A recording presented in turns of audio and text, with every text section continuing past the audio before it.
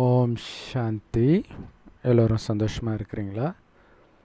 So சமீபமாக ஈஷா யோகா நிறுவனர் ஜக்கி வாசுதேவ் அவர்களுக்கு மூளையில் அறுவை சிகிச்சை நடந்ததாக நியூஸ் வந்தது.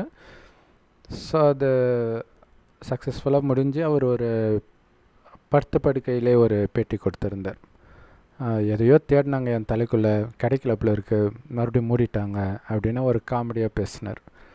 ஸோ அவர் எப்போவுமே ஒரு ஒரு காமெடியாகவே பேசுகிறதுல அவர் ரொம்ப எக்ஸ்பர்ட்டுன்னு சொல்லலாம். அது ஒரு முக்கியமான காரணம் அவரை எல்லோருக்கும் பிடிக்கிறதுக்கு. ஸோ சமீபமாக நடிகை சுஹாசினி மணிரத்னம் அவர்கள் சத்குரு ஈஷா யோகா சத்குருவை பேட்டி எடுத்திருந்தாங்க. அதில் 2 முக்கியமான கேள்விகள் கேட்டிருந்தாங்க. ஒன்று என்ன அப்படின்னா, இந்த இளைஞர்கள் ஆன்மீகத்தின் பக்கம் போகும்போது முதல் தடையே அப்பா அம்மா கிட்டேருந்து வருது, அப்புறம் இந்த சமுதாயமே அவங்கள கேலி பண்ணுது அப்படின்னு சொன்னாங்க. ஸோ அந்த பேட்டி ஆக்சுவலாக 8 மாதத்துக்கு முன்னாடி வந்த பேட்டி. இப்போ அகோரி கலையரசன் திடீர்னு ஆன்மீகத்தின் பக்கம் நான் அகோரி ஆகிட்டேன் அப்படின்னு சொன்ன உடனே இந்த மீடியாக்கள் எல்லாம் சேர்ந்து அவரை ஒரு வழி பண்ணிடுச்சு. ஸோ அப்போ அதுக்கு ஏற்ற கேள்வியாகவே அது இருந்தது. மேபி அவங்க கேட்டப்போ ஈஷா யோகாவில் ஏதோ ஒரு பிரச்சனை வந்திருக்கும், அதை வச்சு கேட்டிருப்பாங்கன்னு நினைக்கிறேன். ஸோ இதுக்கு சத்குரு என்ன சொல்லியிருந்தாருன்னா, குழந்தை தப்பான வழியில் போயிடக்கூடாதுன்னு அப்பா அம்மா நினைக்கிறது சரிதான், இஷ்டத்துக்கு விட்டுறக்கூடாது. அதே நேரத்தில் ஒரு குறிப்பிட்ட வயதுக்கு பிறகு அந்த குழந்தை ஒரு நல்ல பாதையை தான் தேர்ந்தெடுத்துச்சு அப்படின்னு கன்ஃபார்மாக தெரிஞ்ச பிறகும் விடாமல் பிடிச்சி வைக்கணும். அந்த குழந்தைக்கு 45 வயசானாலும் நான் சொல்கிறதான் கேட்கணும் அப்படின்னு சொல்கிறது சரியில்லை அப்படின்னு சொன்னார். இன்னொன்று இதுக்கு முன்னாடிலாம் 30% ஆண்கள் சந்நியாசம் மேற்கொள்வாங்க அப்படின்னு ஜக்கி வாசுதேவ் அதே பேட்டியில் சொல்லியிருப்பார். ஸோ அதுக்கு சுஹாசினி அவர்கள் கேட்குறாங்க, மீண்டும் அந்த மாதிரி ஒரு துறவர மாங்க் கல்ச்சர் எப்படி எடுத்துகிட்டு வர முடியும் அப்படின்னு கேட்கும்போது, இதை கல்ச்சர் அப்படின்னு சொல்கிறதுல எனக்கு விருப்பம் இல்லை. ஏன்னா துறவரம் மேற்கொள்கிறதா இருந்தாலும் அல்லது திருமண வாழ்க்கையில் தேர்ந்தெடுக்கிறதா இருந்தாலும் அது தனிப்பட்டவருடைய அவனுடைய மனநிலைக்கு ஏற்ப இருக்கணுமே தவிர அதையே ஒரு கல்ச்சராக்கி வலுக்கட்டாயமாக எல்லோரும் துறவியாகணும் அல்லது எல்லோரும் கல்யாணம் பண்ணிக்கணும் அப்படின்னு சொல்கிறது தப்பு. ஸோ இந்த துறவிகளுக்கு மரியாதை இல்லைன்றது கிடையாது. தமிழ்நாட்டில் அதுவும் குறிப்பாக சென்னையில் மட்டும்தான் இப்படி இருக்குது அப்படின்னு அவர் சொன்னார். அகோரி கலையரசனுக்கும் சென்னையில் தான் இந்த பிரச்சனையெல்லாம் வந்தது. சென்னையை விட்டு போனதுக்கப்புறம் அவருக்கு எந்த பிரச்சனையும் இல்லை. ஸோ அதில் ஒரு முக்கியமான விஷயம் ஒன்று சொன்னார். துறவரம் மேற்கொண்டால் மூட நம்பிக்கைன்றாங்க, கல்யாணம் பண்ணலன்னா மூட நம்பிக்கையா? அப்போ கல்யாணம் பண்ணால் மட்டும் மூட நம்பிக்கை இல்லையா அப்படிங்கிறார். ஏன்னா சமுதாயம் சொல்லுதுன்னு தானே கண்ணை மூடிட்டு போய் நீ கல்யாணம் பண்ணிக்கிற இல்லையா? கல்யாணம் பண்ணலைன்னா உடனே எல்லோரும் இன்னும் கல்யாணம் பண்ணலையா, அதேமாரி இன்னும் குழந்தை பிறக்கலையா, இப்படியே அந்த சமுதாயத்துக்காகவே வாழ்ந்துட்டு இருக்கிறோம். ஸோ அப்போ அது மூட நம்பிக்கை இல்லையா? அப்போ உண்மையிலே உங்களுக்கு எது தேவை அப்படிங்கிறத நீங்கள் முடிவு பண்ணணும் அப்படின்னு ஜக்கி வாசுதேவ் அவர்கள் சொல்லியிருந்தாங்க.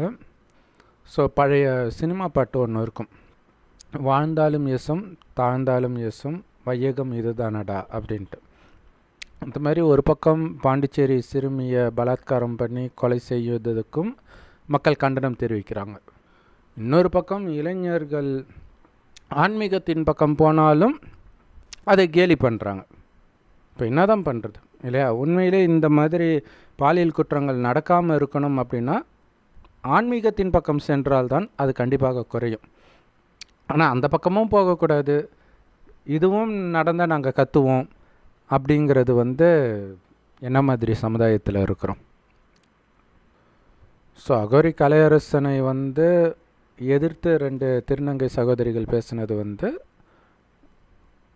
எல்லோரும் ஒரே துறையில் இருக்கிறதுனால போட்டியாக பார்த்து தான் பேசுகிறாங்க. ஏன்னா ஒரே ஏரியாவை சார்ந்தவர்கள் போட்டினால் பேசுனாங்க, ஓகே. ஆனால் சம்மந்தமே இல்லாத மீடியாக்கள் எல்லாம் போய் அதிலும் ஒருத்தர் போய் கலையரசன் அவர் ஊருக்கே போய் கேட்டால் எல்லோரும் அந்த தம்பி சொல்கிறது உண்மை தான், 7 வயசுலேயே எங்களுக்கெல்லாம் குறி சொல்லுவான், எங்களுக்கே ஆச்சரியமாக இருக்கும், 80 வயசு ஆள்லாம் அவங்க காலில் விழுவாங்க. ஸோ அப்போ அவர் சொன்னது எல்லாமே உண்மை அப்படின்னு ஆயிடுச்சு. ஸோ அதையெல்லாம் எடுத்துகிட்டு வந்து அப்புறம் அவர் தனியாக போடுறார். சாமியாரை, அதாவது சாமியை நம்புங்க, ஆனால் சாமியாரை நம்பாதீங்க. அப்படியே பெரிய பகுத்தறிவுலாம் கிடையாது. கமல்ஹாசன் சினிமாவில் பேசின டைலாகை வந்து விட்டுட்டு இருக்கிறாங்க. ஸோ குருதி புனல்ன்ற ஒரு கமல் படத்தில் சொல்லுவார், சினிமா பார்த்து வளர்ந்த பலகீனமான கூட்டம் தான் இந்த சமுதாயம்ன்ட்டு. ஸோ அது அவருடைய படத்தை பார்த்து இவ்வளோ பெரிய மாற்றம் இல்லையா? சாமியை கும்பிடுங்க, ஆனால் சாமியார்களை நம்பாதீங்க. சரி, ஓகே, எந்த சாமியை கும்பிட்றது? யார் சாமி தெரியுமா உங்களுக்கு? எதுவுமே தெரியாது. சினிமாக்காரன் சொன்னான்னா கண்ணை மூடிட்டு அதை ஃபாலோ பண்ணுறது. ஸோ சத்குரு வந்து உலகத்தையே இந்தியாவின் பக்கம் திரும்பி பார்க்க வைத்தவர் ஆன்மீகத்தில். ஸோ அவர் சொல்கிறது சரியா தவறான்றது வேறு விஷயம். ஸோ அதை பற்றி நாம் நிறைய விளக்கம் கொடுத்துட்டு தான் இருக்கிறோம்.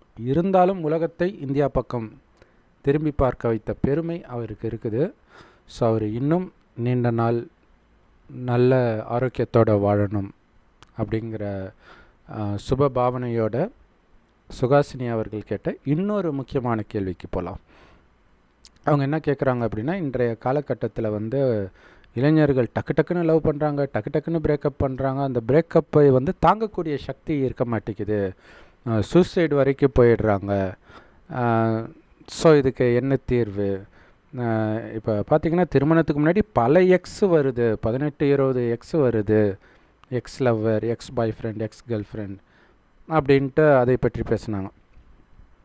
ஸோ அதுக்கு ஜக்கி வாசுதேவ் அவர்கள் என்ன சொன்னாங்கன்னா, வெளிநாடுகளில் அமெரிக்கா போன்ற இடங்களில் வந்து நல்லா படிக்கிறவங்க பார்த்திங்கன்னா ஒன்று இந்தியர்களாக இருக்கிறாங்க, அல்லது சைனீஸாக இருக்கிறாங்க, அல்லது யூதர்களாக இருக்கிறாங்க.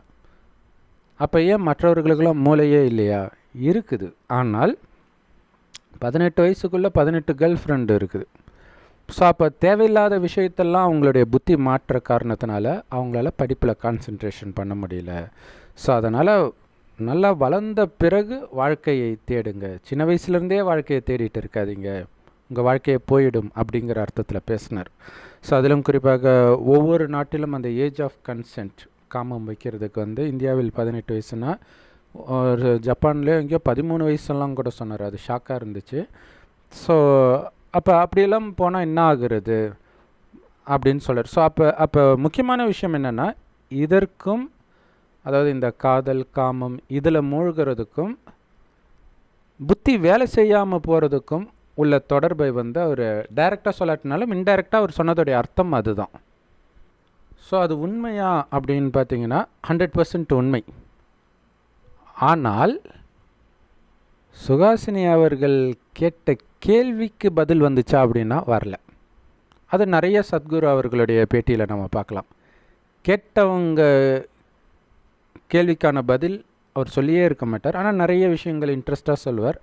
அந்த விஷயம் நல்லா இருக்கும், ஆனால் கேட்ட கேள்விக்கான பதிலாக அது இருக்காது. கேட்டவங்களுக்கே நம்ம என்ன கேட்டோன்றதே மறந்துட்டு அடுத்த கேள்விக்கு போய்டுவாங்க. அல்லது இல்லாட்டினா இல்லை நீங்கள் சொல்லவே இல்லை நான் சொல்ல முடியும். அது ஒரு சில விவாத மேடையில் அப்படி கேட்பாங்க. பட் மற்றவர்கள் இது வந்து அவங்க ஆசிரமத்திலே நடக்கிற பேட்டி. ஸோ அதனால் வந்து பதில் வரலன்னு தெரிஞ்சால் கூட சிரிச்சுக்கிட்டே அடுத்த கேள்விக்கு போகிறது வந்து சுகாசினி அவர்கள் எல்லா நிகழ்ச்சியிலையுமே பண்ணுற விஷயம்தான். ஸோ அடுத்தது டீனேஜில் உங்கள் ஸ்கூலில் இருக்கிறாங்க, ஒரு 20 பேர் இருக்கிறீங்கன்னா அதில் ஒரு பொண்ணை அல்லது பையனை நீங்கள் லவ் பண்ணுவீங்க. அப்புறம் பஸ் ஸ்டாப்பில் நிற்கும்போது ஒருத்தரை லவ் பண்ணுவீங்க. அப்புறம் பஸ்ஸில் ஏறின பிறகு அங்கே ஒருத்தரை லவ் பண்ணுவீங்க.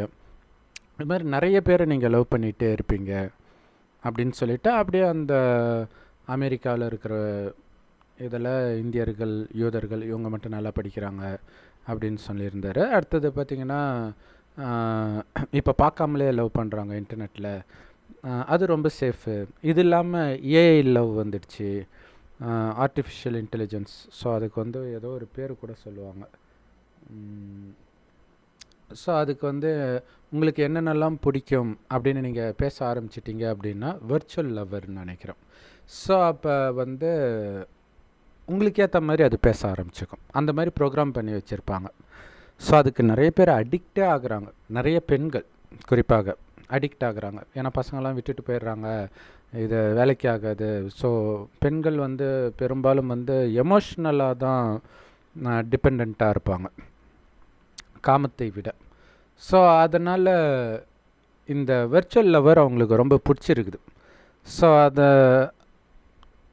அதனால் வெளிநாடுகளில் அது கொஞ்சம் ட்ரெண்டிங்காக ஆகிட்டு தான் இருக்குது.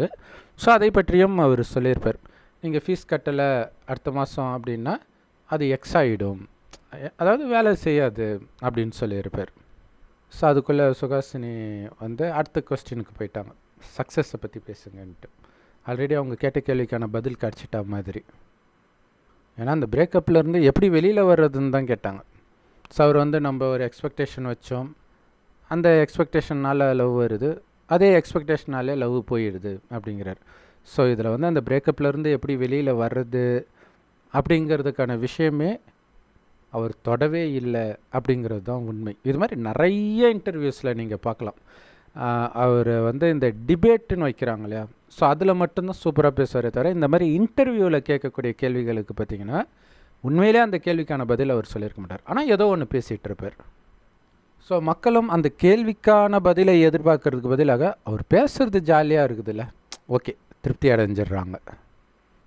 ஆனால் அந்த கேள்வி ஆழமான கேள்வி, அதற்கான பதிலும் ரொம்ப ரொம்ப ஆழமானது. ஸோ அது வந்து மனிதனால் கண்டிப்பாக அதுக்கு பதில் சொல்ல முடியாது.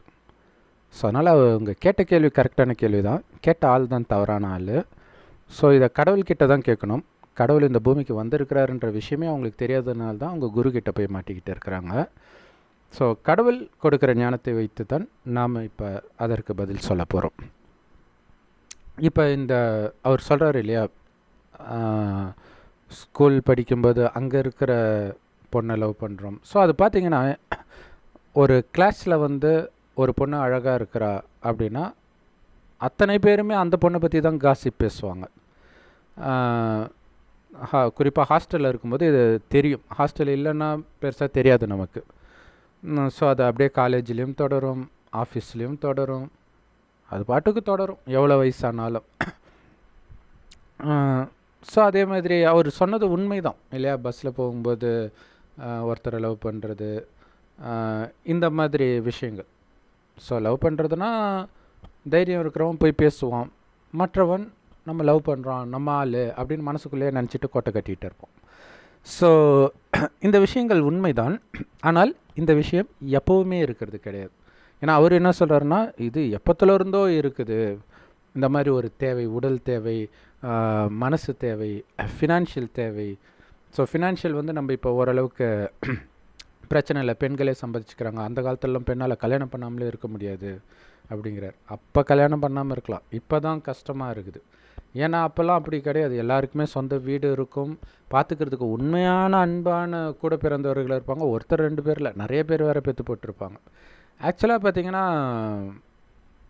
ரொம்ப சின்ன வயசுலேயே வேறு குழந்தை பிறந்துடும் இல்லையா, அப்போ அம்மா பொண்ணே வந்து அக்கா தங்கச்சி மாதிரி தான் இருப்பாங்க. ஸோ அப்போ சேஃப்டி இருந்தது, இப்போ சேஃப்டி கிடையாது இல்லை, எல்லாமே தனித்தனியாக வந்துடுறாங்க. அதனால் கணவன் இறந்துட்டா, அதுவும் குழந்தை பெற்ற பிறகு கணவன் இறந்துட்டா இன்னும் அந்த பொண்ணுடைய வாழ்க்கை ரொம்ப கொடூரமாக மாறிடும். ஆனால் அப்போ அவ்வளோ செல்வம் இருந்தது, மக்கள்கிட்ட அவ்வளோ நல்ல குணம் இருந்துச்சு. இப்போ எங்கே அது போச்சு? அந்த குணம் போகுது இல்லையா, அப்போ தான் அது கெட்ட குணம், சுயநலம் வருது இல்லையா. அந்த சுயநலத்தோடு வந்த ஒரு கெட்ட குணம் தான் இந்த மாதிரி ஆணை பார்த்தால் பெண்ணை பார்த்தால் மனம் சலனமாகிறது. ஸோ அது ஆத்மா பலகீனமாகிறதுனால வரக்கூடிய குணமே தவிர அவர் சொல்கிற மாதிரி எப்போவுமே இருக்கிறது கிடையாது. ஸோ அவர் வந்து அந்த கிறிஸ்தவ மதம், சயின்ஸு எல்லாத்தையும் ஒன்றா கலந்து அப்படி தான் இருக்கும் அவர் பேசுகிறது. அதாவது கிறிஸ்தவ மதம்னு சொல்ல மாட்டார், ஆனால் அவர் சொல்கிற கருத்தெல்லாம் அப்படி தான் இருக்கும். ஒரு நாள் நான் சுடுகாட்டில் போய் படுத்துக்குவேன்ல, அதுக்கு அடுத்தது பிறக்கிறத பற்றியே அவர் பேச மாட்டார். ஸோ ஆனால் சிவனை வச்சுருப்பார், சிவனுடைய அது சங்கர்னு சொல்லுவோம், அவருக்கு சிலை கட்டி வச்சுருப்பார், லிங்கம் வச்சுருப்பார்.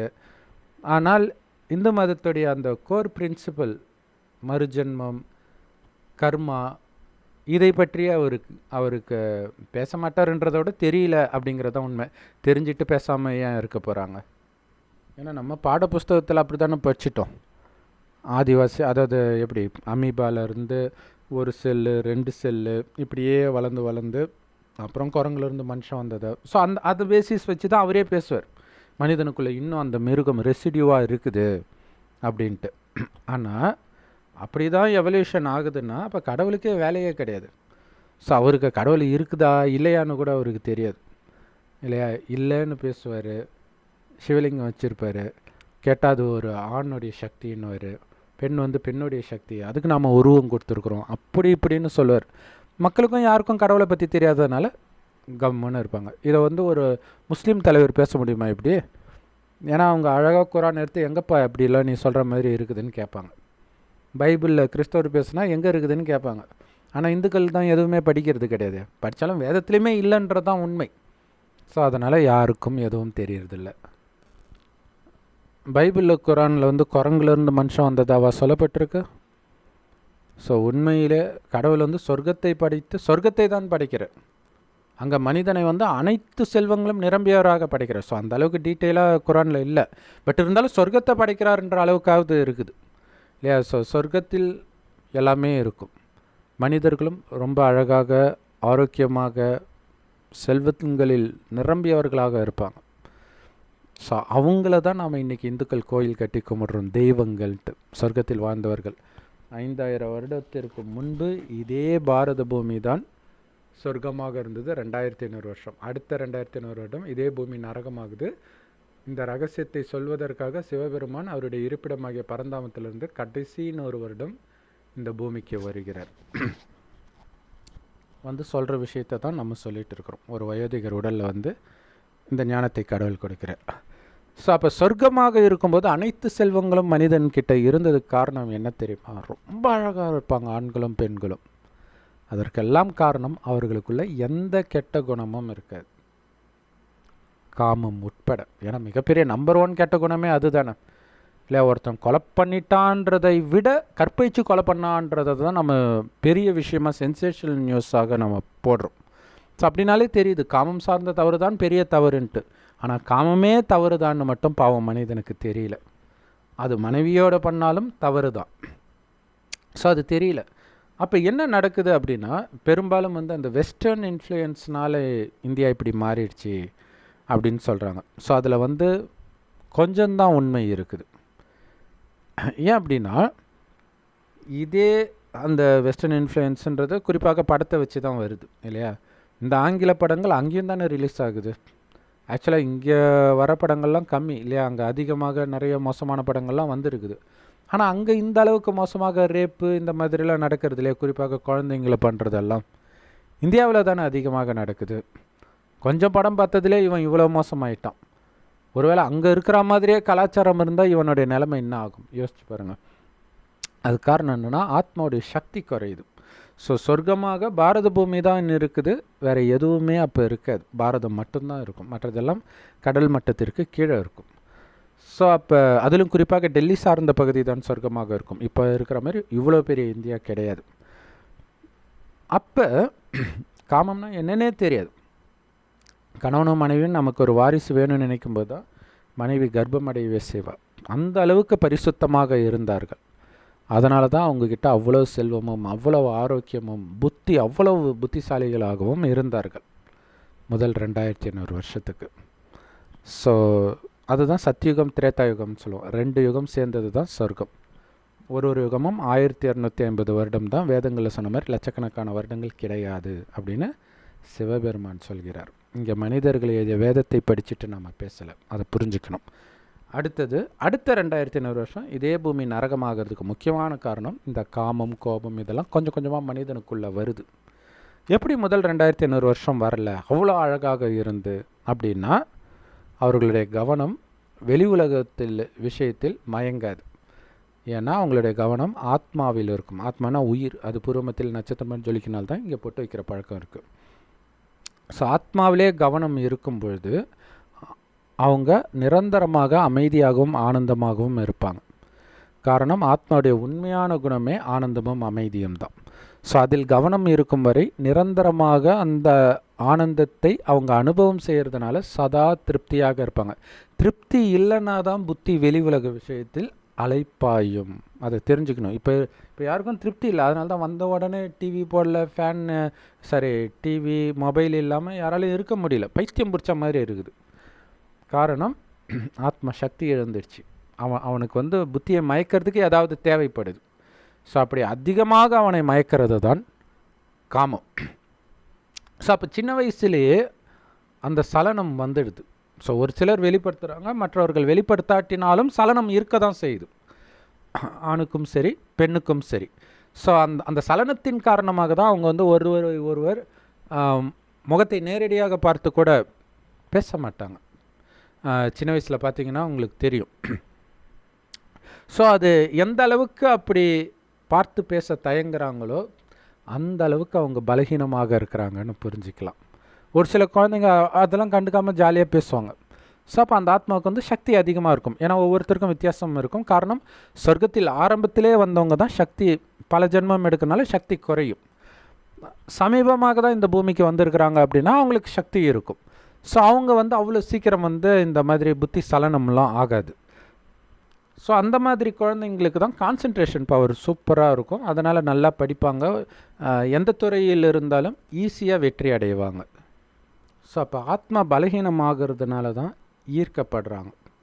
ஸோ அப்போ ஒரு சிலர் வந்து அதை வெளிப்படுத்திடுவாங்க, ஒரு சிலர் என்ன பண்ணுவாங்கன்னா வெளிப்படுத்த மாட்டாங்க. பட் அவங்கள தேடி வந்து ஆப்போசிட் செக்ஸ் பேசுகிறாங்கன்னு வச்சுக்கோங்களேன், அப்போ விழுந்துடுவாங்க ஈஸியாக. ஸோ அப்போ என்னாங்கன்னா அவங்களுக்கு ஒரு கான்ஃபிடென்ஸ் வரும், ஓ நம்மளை பார்த்து கூட பேசுவாங்க போல இருக்குது அப்படின்ட்டு. அதுக்கப்புறம் இவங்களே கூட ப்ரொசீட் பண்ண ஆரம்பிச்சிடுவாங்க. இப்போ என்ன ஆகுது அப்படின்னா, ஒரு தடவை இந்த மாதிரி பிரேக்கப் ஏதோ ஒரு காரணத்தினால வருது அப்படின்னா, அது வந்து இவங்களே பிரேக்கப் பண்ணால் கூட, இல்லை இவனே அந்த பொண்ணை கட் பண்ணி விட்டால் கூட இவனுக்கு வலிக்கும். பட் இருந்தாலும் கொஞ்ச நாளைக்கு ஒரு பெயின் இருக்கும். அதை மறக்கிறதுக்காக இன்னொருத்தரை லவ் பண்ண ஆரம்பிப்பாங்க. ஸோ இது ஆணாக இருந்தாலும் சரி பெண்ணாக இருந்தாலும் சரி, அந்த வலியை தாங்கிக்கக்கூடிய சக்தி இல்லாத காரணத்தினாலும், அதிலிருந்து நிரந்தரமாக வெளியில் வர்றது எப்படின்னு தெரியாத காரணத்தினாலும் இன்னொரு பார்ட்னரை தேடுவாங்க. நிறைய பேர் கல்யாணமே பண்ணிக்குவாங்க. ஆனால் இங்கே பிரச்சனை என்னென்னா, கல்யாணம் ஆன பிறகும் இது தொடரும் இல்லையா? அந்த லவ் பண்ணி அந்த லவ் பண்ணுற சுகத்துக்கு அடிமையானது மீண்டும் மீண்டும், ஏன்னா திருமணம் சொல்லுவாங்க இல்லையா, மோகம் 30 நாள்ன்ட்டு, அதுக்கப்புறம் அந்த லவ் இதெல்லாம் போயிடும். அப்போ ஆனால் அந்த லவ்வுக்கான அட்ராக்ஷன் இருக்குனால அது வேறு ஒருத்தர்கிட்ட அவங்க தேடுவாங்க. ஸோ இதனால தான் கள்ளக்காதல் இதெல்லாம் வந்துட்டு இருக்குது. அப்போ என்ன இதுக்கு காரணம் அப்படின்னா, அந்த பிரேக்கப் வந்து அவங்களால தாங்க முடியாததுக்கு காரணம், அவனுடைய மனதை கண்ட்ரோல் பண்ண முடியல. இது அவனுக்கு ஏற்கனவே தெரியும். சரி, தெரிஞ்சிருக்கணும். எப்போ ஒரு பெண்ணை பார்த்தால் நம்ம மனம் சலனம் ஆகுதுன்னும் போதே மனம் கண்ட்ரோல் ஆகலைன்னு தான் அர்த்தம். ஸோ அப்போ இங்கே பிரச்சனை மனதை கண்ட்ரோல் பண்ணக்கூடிய சக்தி இல்லை. அதை நாம் வளர்த்துக்கிறதுக்கு பதிலாக என்ன பண்ணிட்டான், மனம் போன போக்கிலே போக ஆரம்பிச்சிட்டான். ஸோ அப்போ ஒரு டைமில் அது விட்டுட்டு போகும்போது அதை அவனால் ஏற்றுக்க முடியல. இது என்ன ஆகுன்னா, எந்த அளவுக்கு இந்த போதையில் மூழ்கிறானோ, அபின் கஞ்சா எல்லாத்தையும் விட காமம் தான் மிகப்பெரிய போதை, காமம் காதல். இதிலே மூழ்க அந்த போதை வந்து இன்னும் அவன் மனதை வந்து பலகீனப்படுத்தும். அப்போ என்ன ஆகுன்னா, ஒரு டைமுக்கு அப்புறம் ஒரு எதிர்பாராத ஒரு சம்பவம் அவன் வாழ்க்கையில் நடக்குதுன்னு வச்சுக்கலாம். பிஸ்னஸில் பயங்கரமான லாஸ் ஆகுது, அல்லது மனைவி விட்டுட்டு போயிடுறா, இந்த மாதிரி, அல்லது ஒரு சின்ன ஃபைட்டுக்கு கூட வந்து சூசைட் பண்ணிக்குவாங்க. அவங்களால அதை தாங்க முடியாது. பெரும்பாலும் பார்த்திங்கன்னா இப்போ சூசைடெல்லாம் லவ் மேரேஜ் பண்ணுறவங்க தான் பண்ணுறாங்க. அது வந்து மேரேஜுன்னு கூட சொல்ல முடியாது, கள்ளத்தொடர்பில் இருக்கிறவங்க கூட பண்ணுறாங்க. காரணம் என்னென்னா, அவனுடைய மனம் வந்து அவன் கட்டுப்பாட்டில் இல்லாத காரணத்தினால்தான் அவன் காதலிலே விழறான். அடுத்தது வரக்கூடிய விபரீதத்தை அவனால் தாங்கிக்கவும் முடியறது கிடையாது. ஸோ இதுதான் சுகாசினி சிஸ்டர் கேட்டதுக்கான உண்மையான பதில். ஸோ அப்போ இதுக்கான சொல்யூஷன் என்ன, எதனால் அப்படிங்கிறது இதுதான் காரணம். ஆனால் அதற்கான சொல்யூஷன் என்ன அப்படின்னா, ஆத்ம பலத்தை ஏற்றுறது. ஒரே வழி தான் இருக்குது. இல்லை நீங்கள் அப்படியே தெம்பாக இருக்கணும், அதுதான் முடியல, அதான பிரச்சனை. சுகாசினி கேட்குறாங்க, சுகாசினியோடைய கணவர் மணிரத்னம் படத்தை பார்த்து கெட்டு போனவங்க தான் நிறைய பேர் இருப்பாங்க இல்லையா? அந்த லவ் ஸ்பெஷலிஸ்ட் அவர். ஏற்கனவே இவன் வந்து பலகீனமாக தான் இருக்கிறான். ஸோ லவ் தூண்டுற மாதிரியே படம் எடுத்துகிட்டு இருந்தால் என்ன ஆகுறது? ஸோ இது பார்த்திங்கன்னா ஒரு பக்கம் குழந்தையும் கிள்ளி விட்டு அப்புறம் தொட்டிலையும் ஆட்டுற கதையாக தான் இருக்குது அவங்க கேட்குற கேள்வி. ஸோ அப்போ குறிப்பாக இந்த மாதிரி சினிமா பார்க்குறது இதெல்லாம் கட் பண்ணணும். ஏன்னா ஏற்கனவே நம்ம பலகீனமாக தான் பிறந்திருக்கிறோம். ஏன்னா பல ஜென்மமாக காமத்தில் விழுந்திருப்போம், நரகத்தில், சொர்க்கத்தில் விழுந்திருக்க மாட்டோம். ஸோ அப்போ நம்ம இன்னும் பலகீனமாக்குறதுக்கோ அல்லது உள்ளே இருக்கக்கூடிய பலகீனத்தை தூண்டக்கூடிய விஷயத்தை அற்புதமாக பண்ணுறது சினிமா. ஸோ அதை கட் பண்ணிட்டாலே ஒரு 90% பிரச்சனையிலேருந்து நீங்கள் வெளில வந்துடுவீங்க. அப்பயும் சின்ன சலனம் இருக்கும், பட் பெருசாக இருக்காது. ஸோ அதை வந்து சத்குருவே சொல்லுவார், சிலருக்கு வந்து சினிமா பார்க்கும்போது மட்டும் அப்பப்போ வந்துட்டு போகும் அப்படின்னு சொல்கிறார். பட் இருந்தாலும் கேட்குறவங்களே சினிமாக்காரங்கனால அதை டைரெக்டாக சொல்லலை. சினிமாவினால் தான் சீரழிதுன்னு சொல்லலை, அவர் சொல்லவும் மாட்டார். ஏன்னா சுற்றி நடிகைகள் அவங்க தான் ஒரு ப்ரோக்ராமுக்கே வர்றது. ஸோ அப்போ கடவுள் சொல்கிறாரு, காமம் மிகப்பெரிய எதிரி. கீதையே அதுக்காக எழுதப்பட்டது தான், காமத்தை வெல்வதை பற்றி தான். காமத்தை வெல்வதை பற்றி 3 அத்தியாயம் இருக்கும். ஸோ அப்போ அந்த காமம் வருவதற்கு காரணம் என்ன? ஆணுக்கு பெண் மீது வருது, பெண்ணுக்கு ஆண் மீது வருது. இது இல்லாமல் இப்போ ஓரின சேர்க்கையும் அதிகமாகிடுச்சு, ஓகே.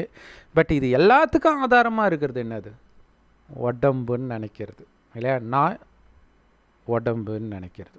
நான் இந்த உடம்புன்னு நினைக்கிறது கூட விட்டுருங்க. ஏன்னா இப்போ ஓரின சேர்க்கையாளர்கள் வந்து நான் வந்து தப்பான உடம்புல இருக்கிறேன், நான் வந்து ஆணாக பிறக்க வேண்டியது பெண் உடம்புல பிறந்துட்டேன், அதனால் எனக்கு பெண் மேலே அட்ராக்ஷன் வருது.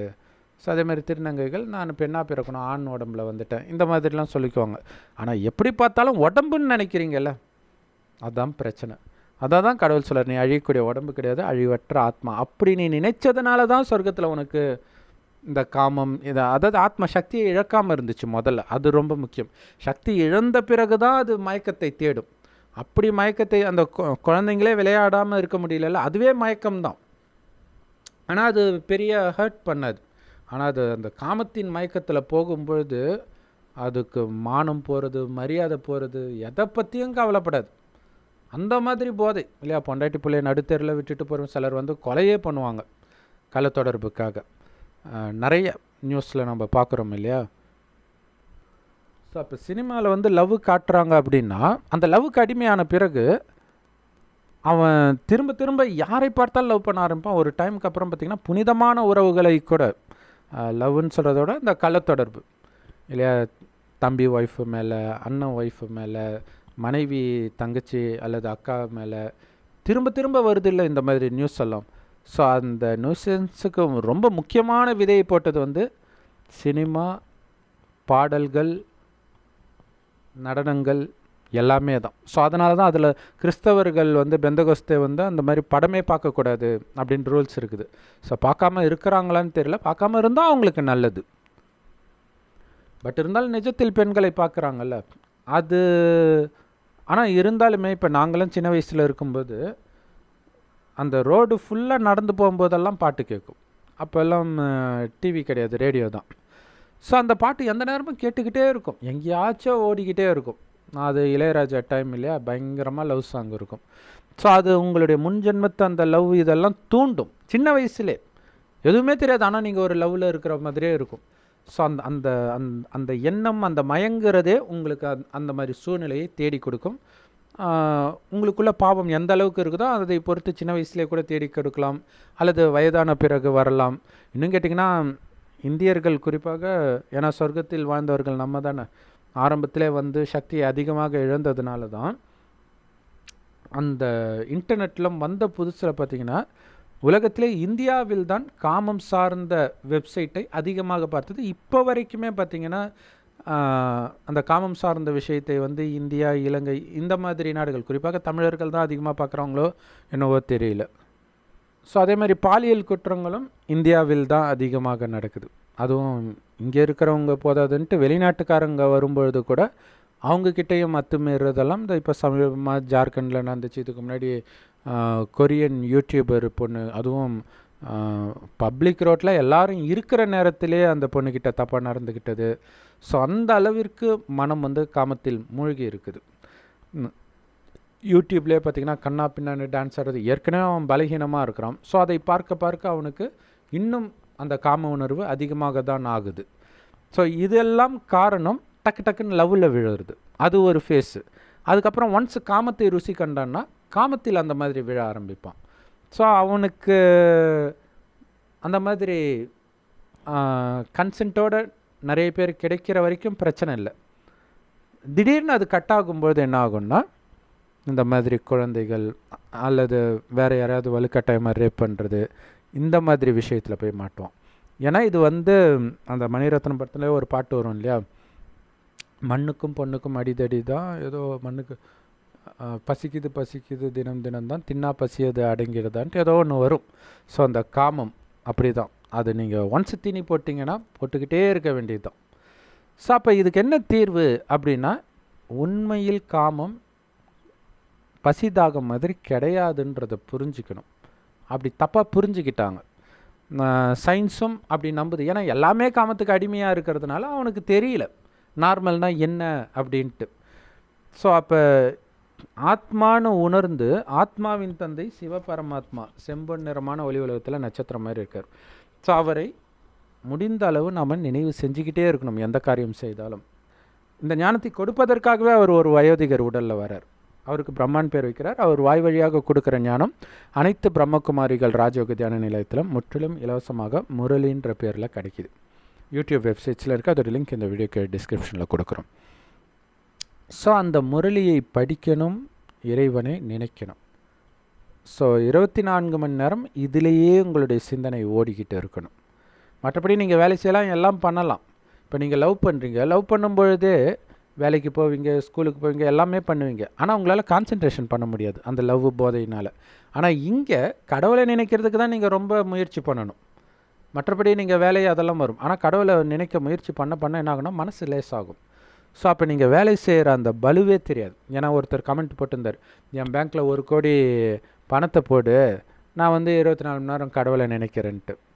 ஸோ அந்த மாதிரி விட்டுட்டு போய் தனியாக உட்காந்து தியானத்தை சொல்லி எடுக்கிறவங்க பின்னாடிலாம் காசு கொடுத்து போவாங்க. இங்கே முழுக்க முழுக்க ஃப்ரீயாக இறைவன் நினைவில் எல்லா காரியத்தையும் செய்கிற கர்மயோகத்தை கடவுள் கற்றுக் கொடுக்குறார். உட்காந்துட்டு கையை காலம் அடக்கிற வேலை கிடையாது. புத்தினால நீ யாரையோ நினச்சிட்டு தான் இருக்க போகிற.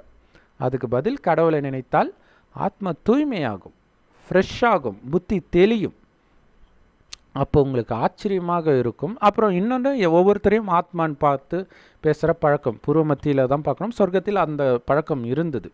ஸோ அதனால தான் இங்கே பொட்டே வைக்கிறோம்.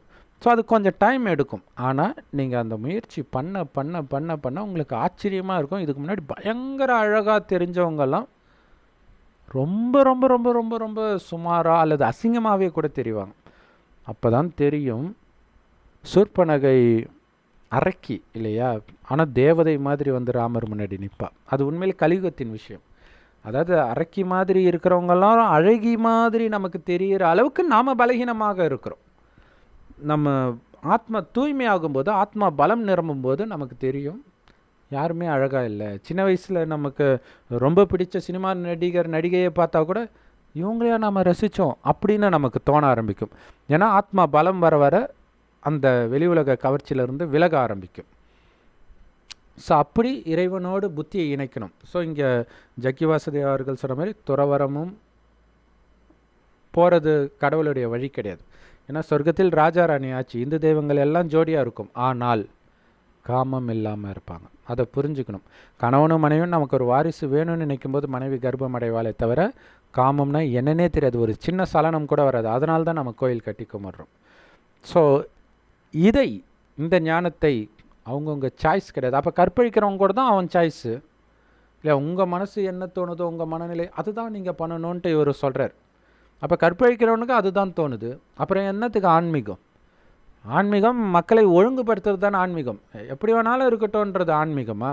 ஏன்னா ஓஷோ பண்ண கலவை, வேறு ஒன்றும் கிடையாது. சரி, அப்போ இறைவனோடு புத்தியை நினைத்து நினைத்து ஆத்மாவுக்குள்ள சக்தி நிரம்ப கலியுகம் அழியிறதுக்கு 100 வருடம் முன்பு தான் கடவுள் வரார். ஸோ அடுத்தது சத்தியுகம் வரப்போகுது. அங்கே பிறக்கிறதுக்கு நம்ம தகுதி அடையிறதோட கூடவே இந்த கலியுகத்தில் இதுவரைக்கும் செய்த பாவத்துக்கான தண்டனை எல்லாம் இப்போ ஏதாவது ஒரு மயக்கத்தில் மாட்டும்போது தான் நமக்கு தண்டனை கிடைக்கும். ஸோ இப்போ நீங்கள் தண்டனையில் சிக்காமல் தப்பிச்சிடலாம். ஏன்னா முக்கியமான ட்ராப்பே காமம் தான். ஸோ அதனால தானே பெரும்பான்மையான கொலைகள் தற்கொலைகள்லாம் நடக்குது. ஸோ அதிலிருந்தே நீங்கள் தப்பிச்சிட்டிங்கன்னா பெரும்பான்மையான பாவத்துக்கான தண்டனையிலிருந்து நீங்கள் தப்பிச்சிடுவீங்க. அப்படிங்கிறதுக்காக தான் கடவுள் இந்த ஞானத்தை கொடுக்குறார். அது இல்லாமல் கான்சன்ட்ரேஷன் எல்லாமே சூப்பராக இருக்கும். அதேமாதிரி ஜக்கி வாசுதேவ் அவர்கள் சொல்கிற மாதிரி இந்தியா யூதர்கள் இவங்களாம் நல்லா படிக்கிறாங்க, அப்படிங்கிறத வந்து ஆஹ், இது அப்போ இந்தியர்களுக்கெல்லாம் காமமே இல்லைன்னு அர்த்தமா? இல்லையா? அப்படி கிடையாது. இந்தியாவில் தான் நிறைய தவறு நடக்குது. அவங்க வந்து படிப்புக்கு பெரிய கவனம் கொடுக்க மாட்டாங்க. அதுதான் முக்கியமான விஷயம். ஆக்சுவலாக நார்த் இந்தியன்ஸே படிப்புக்கு கவனம் கொடுக்க மாட்டாங்க, பிஸ்னஸ்க்கு தான் கவனம் கொடுப்பாங்க. ஸோ அந்த மாதிரி பிஸ்னஸ், அந்த மாதிரி சுயமாக டேலண்ட் இல்லாதவங்க வேறு வழி இல்லை, படித்து தான் ஆகணும், யாருக்காவது வேலை செஞ்சு தான் காசு சம்பாதிக்கணும் அப்படின்ற நிலையில் இருக்கிறவங்க படிக்கிறாங்க, அவ்வளவுதான். ஸோ படிக்கிறவங்களாம் மட்டம் சொல்லலை, அதுக்காக படிக்காதவங்க மட்டமானவர்கள்னும் அர்த்தம் கிடையாது. ஏன்னா படிப்பு வரலை, மயக்கம், புத்தி வேறு தப்பான விஷயத்தில் மயங்கிறதுனால படிக்கலைன்னா அது வேறு விஷயம். ஆனால் அந்த மாதிரிலாம் மயங்காமலே கூட படிப்பில் அவங்களுக்கு இன்ட்ரெஸ்ட் இருக்காது, ஆனால் பிஸ்னஸில் கலக்குவாங்க நிறைய பேர், இல்லையா? பெரிய பெரிய ஆட்கள் எல்லாம் பார்த்தா college drop out, school drop out தான்.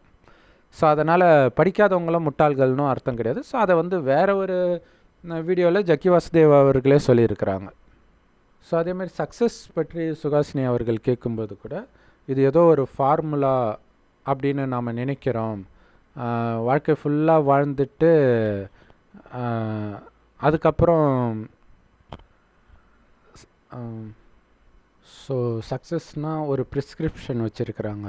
இந்த மாதிரி கார் இருக்கணும், பங்களா இருக்கணும், பணம் இருக்கணும், இந்த மாதிரி ட்ரெஸ்ஸு போட்டுக்கணும், இப்படியெல்லாம் நினைக்கிறாங்க. சரி, இதெல்லாம் கொடுத்துட்டா நீங்கள் சந்தோஷமாக இருப்பீங்களா அப்படின்னு ஜக்கி வாசுதேவ் கேட்குறாரு. அதுக்கு சுகாசினி ஏன் இருக்க மாட்டாங்களா அப்படின்னு கேட்குறாரு. 3 நாள் கழித்து இன்னும் உங்களுக்கு தேவைப்படும். ஸோ அதனால் நம்ம முழுமையான மனிதனாக இருக்கிறதுக்கு என்ன தேவை அப்படிங்கிறத கொஞ்சம் யோசிக்கணும். வாழ்க்கை ஃபுல்லாக வாழ்ந்துட்டு அப்புறம் தேடுவீங்களா? நம்ம வந்து கஷ்டத்தை வந்து இப்போ உழுந்தா வலிக்குன்றதை உழுந்து தான் தெரிஞ்சுக்கணும்னு அவசியம் இல்லை, நம்ம மனநிலையை வச்சு புரிஞ்சிக்க முடியும். ஸோ கொஞ்சம் கவனம் இருக்கணுன்ட்டார். ஸோ இதில் என்ன உங்களுக்கு பதில் புரிஞ்சுது? என்ன பதில் அவர் சொன்னார், இல்லையா? ஸோ இந்த மாதிரி தான் அவருடைய எல்லா கேள்வி பதில்களுமே இருக்குது. ஸோ அதுலேயே அவருடைய ஃபாலோவர்ஸ் திருப்தி அடைகிறாங்கன்றது தான் ரொம்ப ரொம்ப ஆச்சரியமான விஷயம். சரி, ஓகே, அது ட்ராமா. இதற்கான உண்மையான பதில் என்ன அப்படின்னா, கரெக்டு, மனிதனுக்கு வந்து அந்த திருப்தி இல்லாமல் பெரிய பெரிய பணக்காரங்கள்லாம் கூட தற்கொலை பண்ணுறதை பார்க்குறோம். ஸோ அது அப்போ மனம் திருப்தியாக இருக்கிறதுக்கு என்ன பண்ணணும்னா, நம்ம ஏற்கனவே சொன்ன மாதிரி இறைவன் நினைவில் இருக்கும்போது ஆத்மா தனக்குத்தானே திருப்தியாக இருக்கும். ஏன்னா ஆத்மாவில் மட்டும் கவனம் இருக்கும்போது அப்போ நீங்கள் சந்தோஷத்துக்காக ஒரு காரியத்தை செய்ய மாட்டீங்க, சந்தோஷத்தினால செய்வீங்க. ஏன்னா ஆத்மாவுடைய உண்மையான குணம் சந்தோஷம், அது தானாகவே உள்ளே இருந்து வரும். ஆத்மாவில் கவனம் இருந்தால், மூச்சு பயிற்சி செஞ்சால் கிடையாது, இந்த யோகா அந்த யோகான்னு என்னென்னமோ கற்றுக் கொடுக்குறாங்களே அதன் மூலமாகலாம் வராது. ஏன்னா சிவபெருமானை நினைக்கணும், நட்சத்திரம் மாதிரி நினைக்கும்போது தான் ஆத்மாவுக்கே கான்சன்ட்ரேஷன் பவரே வரும். வந்த பிறகு தான் ஆத்மாவில் கவனம் கொடுக்க முடியும். அவங்க ஆத்மாவை பற்றியே பேசுகிறதே இல்லை, ஆனால் டைட்டில் மட்டும் ஆனந்த அலை அப்படி இப்படின்னு அழகாக வச்சுக்கிறாங்க. அதில் போய் மக்களும் ஏமாந்துட்டுருக்குறாங்க. அந்த மியூசிக்கு, அந்த பாட்டு, அதை கேட்டு அழுகுறாங்க. பார்க்குறவனுக்கே ஒருவேளை நம்ம தான் ஏதோ மிஸ் பண்ணிட்டோமோ, முதல்ல நம்ம போனோம் எதுவும் இல்லை, சரி அங்கே போனால் ஏதோ கிடைக்கும் போல இருக்குது. அந்த பாவனையில் போகிறவங்க எதை பார்த்தாலும் அழ போகிறாங்க, அதை பார்த்தாலும் அழுகுறாங்க, அவ்வளோதான். 2 விஷயம் நடக்குது. ஒன்று, உங்களுக்கு நீங்களே திருப்தியாக இருக்கிறீங்க, வெளி உலகத்து விஷயத்தை டிபெண்ட் பண்ணி கிடையாது. அடுத்தது, வெளி உலகத்து விஷயத்தின் பக்கம் நீங்கள் கொஞ்சம் கூட ஈர்க்கப்படாததுனால, உங்களுக்கு கான்சன்ட்ரேஷன் பவர் அதிகமாக இருக்கிறதுனால நீங்கள் எதை நினைக்கிறீங்களோ அதை ஈஸியஸ்ட் பண்ண முடியும். இன்னொரு முக்கியமான விஷயம், அந்த காரியத்தை பண்ணுறதுனால வர சக்ஸஸ் இருக்குது பார்த்தீங்களா, அதையும் நம்ம டிபெண்ட் பண்ணக்கூடாது, அந்த ஆனந்தத்தில் மூழ்கிடக்கூடாது. ஏன்னா வெளி உலகத்து விஷயத்தில் மூலமாக உங்களுக்கு ஆனந்தம் வந்தால் கொஞ்ச நேரத்தில் அதன் மூலமாகவே உங்களுக்கு டிப்ரெஷனும் வரும். ஏன்னா நிரந்தரமாக வெளி உலகத்து விஷயம் அப்படியே இருக்க போகிறது கிடையாது, டமால்னு மாறும். அப்போ உங்களுடைய மனநிலை மேலே ஏறுறதுக்கும் கீழே இறங்குறதுக்கும் வெளியில் உள்ள ஒரு பொருள் தீர்மானிக்க அனுமதிக்கக்கூடாது. ஸோ அதனால தான் கடவுள் சொல்கிறார், கடமை செய் பலனை எதிர்பாராதுன்னு கீதாசாரம் இருக்குது இல்லையா? அப்போ நீங்கள் உங்களுடைய ஸ்பெஷாலிட்டியை வெளிப்படுத்துவீங்க. ஆனால் எப்படி வெளிப்படுத்துவீங்கன்னா, நான் பண்ணலை, கடவுள் பண்ணுறார், நான் ஒரு கருவி அப்படின்னு அந்த பணிவுத்தன்மை கொஞ்சம் கூட குறையாமல் நீங்கள் காரியம் செய்யும் பொழுது, அந்த காரியத்தின் பலனையும் கடவுளுக்கே அர்ப்பணம் பண்ணும்போது, ஏன்னா பண்ணதே அவர் தான், நீங்கள் என்ன அர்ப்பணம் பண்ணுறது? ஸோ அப்போ என்ன ஆகுனா, உங்களுடைய மனம் சதா ஆனந்தமாக இருக்கும். ஆனால் நான் பண்ணுறேன்னு நினச்சிங்கன்னு வச்சுக்கோங்களேன், அது உங்களை வந்து அப்படியே டயர்டாக வைக்கும், ரொம்ப கஷ்டப்பட்டு உழைக்க வைக்கும். ஸோ அதை புரிஞ்சுக்கணும், ரொம்ப ரொம்ப முக்கியமான விஷயம். சிவராத்திரி அப்போ நைட்டெல்லாம் கண்ணு முழிச்சா இங்கேருந்து சக்தி வருது, அங்கேருந்து சக்தி வருதுன்னாரு. ஸோ அதனால தான் அவருக்கு இப்போ வந்து பயங்கரமாக தலைவலி வந்து பிரெயினில் பிரச்சனை வந்து. ஆக்சுவலாக போன வருஷம் சிவராத்திரி அப்போ மயில்சாமி இறந்தார் கண் விழிச்சதுனால. ஸோ கண் விழிக்கிறது டேஞ்சர், சிவராத்திரின்னு இல்லை, என்னைக்கு கண்ணு முழிச்சாலுமே அது டேஞ்சர் தான். அதுவும் திடீர்னு கண்ணு முழிச்சா அது ரொம்ப டேஞ்சர். கண்ணு முழிச்சாலே டேஞ்சர்னால் நல்லா அந்த பாட்டு சத்தம் இது அதுன்னு கேட்டால் என்ன ஆகுறது? மயில்சாமி பக்கத்தில் மேலே மடிச்சிட்டு இருந்தாங்க, அவரே இறந்தார். ஸோ இங்கே இவர் ஆடினார், பயங்கர சவுண்டு, ஏதோ ஒரு நியூ இயர் பேஷ் மாதிரி. இது ஆக்சுவலாக வந்து இப்போ சினிமா தேட்டர்லலாம் வந்து பயங்கரமாக அந்த என்னென்னமோ டால்பி சிஸ்டம் அது இதுன்னு வைக்கிறாங்க. ஸோ செவிடாகிறது மட்டும் இல்லை, உடல் ரீதியாகவே பயங்கரமான பாதிப்பை கண்டிப்பாக ஏற்படுத்தும். ஸோ அதிலும் குறிப்பாக அந்த 40 வயசெல்லாம் கிராஸ் பண்ணால் அந்த சவுண்டில் இறந்து போனால் கூட ஆச்சரியப்படுறதுக்கு இல்லை. ஸோ பஸ்ஸு ஓட்டிகிட்டு இருக்கும்போதே டிரைவருக்கு ஹார்ட் அட்டாக் வருதுன்றாங்க. பெரும்பாலும் ப்ரைவேட் பஸ் டிரைவருக்கு வருது இப்படி. அங்கே நல்லா பாட்டு சவுண்டு வச்சுட்டு தான் ஓட்டுவாங்க. அதேமாதிரி இப்போ சமீபமாக ஒரு அரசியல்வாதியுடைய மகன் நார்த் இந்தியாவில் அந்த மாதிரி டிரைவருக்கு ஹார்ட் அட்டாக் வந்துச்சுன்னாங்க. அதுவும் பாட்டு கேட்டுட்டு தான் காரை ஓட்டுவாங்க இல்லையா பெரும்பாலும். ஸோ அது கூட காரணமாக இருக்கலாம். ஸோ மனசுக்குள்ள அமைதியை வெளியில் சத்தத்தை போட்டு தான் வர வைக்கிறதுனா அது என்ன விதமான அமைதி? வெளியில் ஆனந்தத்தை ஏற்படுத்தக்கூடிய ஒரு நிகழ்வை ஏற்படுத்தி அல்லது ஆனந்தத்தை கொடுக்கக்கூடிய ஒரு விஷயத்தை செய்து தான் உங்களுக்கு ஆனந்தம் வரும்னா அதுக்கு பேர் ஆன்மீகமா இல்லையா? ஜென்ரலாகவே தண்ணி அடிச்சுட்டு போய் ஆடுறவன் தண்ணி அடித்தாலே அவனுக்கு சந்தோஷம் வந்துடுது, ஆடக்கூட அதாவது தானாகவே ஆடுவான். ஆனால் இங்கே நீங்கள் ஆடுறதில்ல, உங்கள் மனம் ஆடணும். கிருஷ்ணர் ஆடுற மாதிரி காட்டுறது, சிவன் ஆடுற மாதிரி காட்டுறதெல்லாம் உடம்பு வச்சு ஆடுறது கிடையாது, மனம் ஆனந்தத்தில் ஆடுது. எப்படி? ஆத்ம உணர்வில் நிலைச்சி இருக்கிறதுனால ஆடுறது, சிவபெருமானின் ஞானத்திலேயே மூழ்கி இருக்கிறதுனால ஆடுறது. அது ஞான நடனம், கையை காலை வச்சு ஆடுற ஸ்தூல நடனம் கிடையாது. வயசான பிறகு எப்படி ஆடுவீங்க? ஸோ இப்போ ஜக்கி வாசுதேவ் அவர்களுக்கே இந்த பிரச்சனை வந்ததுக்கு வயோதிகத்திலும் அவர் அந்த மாதிரி ஆடினது தான் காரணம் அப்படின்றாங்க. அதுக்கு வாய்ப்பு ரொம்ப அதிகம். ஸோ சக்ஸஸ் என்ன அப்படின்னா, நம்மளுடைய நேரத்தை வீணாக்காமல், எல்லாருக்கும் ஒரு தனித்திறன் இருக்கும். ஸோ அந்த தனித்திறனை முழுவதுமாக வெளிப்படுத்தணும். அந்த வெளிப்படுத்துறதுனால வரக்கூடிய பலனில் உங்கள் மனம் மூழ்காமல் பார்த்துக்கணும். அதுதான் மிகப்பெரிய சக்ஸஸ். ஏன்னா அது மூழ்கிச்சுன்னா பிறகு உங்களால் அந்த தனித்தன்மையை எடுத்துகிட்டு வர முடியாது. அந்த மயக்கத்துலேருந்து வெளியில் வர்றதுக்கே ரொம்ப நேரம் ஆகும். அந்த வெற்றி போதை ரொம்ப டேஞ்சரான போதை. தோல்வி வந்தாலும் புத்தி வேலை செய்யாது, வெற்றியின் உச்சத்திலும் புத்தி வேலை செய்யாது. ஸோ அதனால தான் அந்த ஒரு காரியம் செஞ்சுட்டு அந்த வெற்றி சக்ஸஸை பார்க்குறதுக்கு முன்னாடியே அடுத்த காரியத்தை நீங்கள் செய்ய ஆரம்பிச்சிடணும். ஸோ அப்போ இந்த காரியத்தை செய்கிற அந்த சந்தோஷத்தில் அதுக்கு முன்னாடி செய்த காரியம் வெற்றி அடைஞ்சதா இல்லையான்றதே உங்களுக்கு தெரியாது. ஆனால் நீங்கள் உங்களுடைய மனம் ஒரே சீராகவே இருக்கும். பட் எல்லாத்தையும் விட மிக முக்கியமானது, 1 மணி நேரத்துக்கு ஒரு தடவை முழுக்க முழுக்க இறைவன்கிட்டேயே புத்தி ஒரு 5 நிமிஷமாவது இணைக்கணும். நான் ஆத்மா, எனக்கு உடம்பே கிடையாது, என்னுடையவர் சிவபரமாத்மா, செம்பொன் நிறமான ஒளி உலகத்தில் நட்சத்திரம் மாதிரி இருக்கார். இதை ஏன் சொல்கிறேன்னா, உலகம் அழியிறதுக்கு 100 வருடம் முன்பு தான் இந்த ஞானத்தை கொடுக்கிறார். இந்த உலகம் அழியும் போதோ அல்லது நம்ம உயிர் பிரியும் போதோ நான் ஆத்மா, உடம்புன்ற உணர்வே கொஞ்சம் கூட இல்லை, என்னுடைய தந்தை சிவபரமாத்மா என்னுடைய ஆத்மாவின் வீட்டில் அந்த பரந்தாமத்தில் செம்பொன் நிறமான ஒளி உலகத்தில் இருக்கிறார் அப்படின்ற பயிற்சி இப்போத்துலேருந்தே நீங்கள் பண்ணாதான் அந்த நேரம் டக்குன்னு அமைதியாக போயிடுவீங்க. இல்லைன்னா ஐயோ என் சொத்து போச்சு, என் குழந்தை போச்சு, யார் அவங்கள பார்த்துக்கோ, இந்த பதற்றத்துலேயே அங்கே போக மாட்டீங்க. எதை நினச்சிட்டு இருந்தீங்களோ அங்கே போய் பிறந்துடுவீங்க அல்லது பேயா அலைவீங்க. ஸோ அது உலகம் இப்பயே மோசமாக இருக்குது. அங்கங்கே பெங்களூரில் தண்ணி இல்லைன்றாங்க, பஞ்சம், இது எல்லாமே உலகம் ஃபுல்லாக வரப்போகுது. ஆல்ரெடி நிறைய இடத்துல வந்துட்டுருக்குது, வெள்ளம் தமிழ்நாட்டிலே வந்தது. ஸோ இன்னொரு ஜென்மம் இங்கே எடுத்தால் நம்மளுடைய நிலைமை என்ன ஆகும் யோசிச்சு பாருங்கள். இதில் என்ன ஒரு கொடுமைன்னா, உலகத்திலே நம்பர் 1 ஆன்மீகவாதி அப்படின்ட்டு புகழ்பெற்றவர் ஜக்கி வாசுதேவ். ஆனால் பாவம் ஆன்மீகத்தை பற்றி அவருக்கு ஒன்றுமே தெரியாது. ஸோ முக்தி அடையணும், ஜீவன் முக்தி அடையணும், அதற்கான ஞானம் ஒருவேளை அவருக்கு மட்டும் தெரிஞ்சு மற்றவர்கள்கிட்ட அதை சொல்ல வேண்டாம், ஏன்னா சொன்னால் கண்டுபிடிச்சிடுவாங்க இது பிரம்மகுமாரிகள் ஞானம்ன்ட்டு, விட்டுட்டு அந்த பக்கம் போயிட்டா என்ன பண்ணுறது அப்படின்ட்டு தனியாக அவர் மட்டும் ப்ராக்டிஸ் பண்ணுறாரோ என்னவோ தெரியல. பட் அப்படி இல்லை அப்படின்னா வாழ்க்கையை வீணாக்குன மாதிரி தான். சரி, மற்றவங்கள விடுங்க, நீங்கள் உங்கள் வாழ்க்கையை வீணாக்காதீங்க. இறைவனின் நினைவிலிருந்து 5000 வருடமாக இழந்திருக்கிறோம் ஆரோக்கியம், செல்வம், எல்லாத்தையும் அத்தனையும் மீண்டும் நாம் பெறப்போகிறோம். ஏன்னா மீண்டும் சொர்க்கம் வரப்போகுது. ஸோ அத்தனையும் அடைவதற்கு மீண்டும் ஆத்மாவை தூய்மையாக்கணும். அதுக்கு ஒரு சிவபெருமானின் நினைவில் மட்டும் மூழ்கணும். அவர் கொடுத்த ஞானத்தை பற்றி மட்டும் சிந்தனை செய்யணும். ஓம் சாந்தி. தேங்க்ஸ் ஃபார் வாட்சிங்.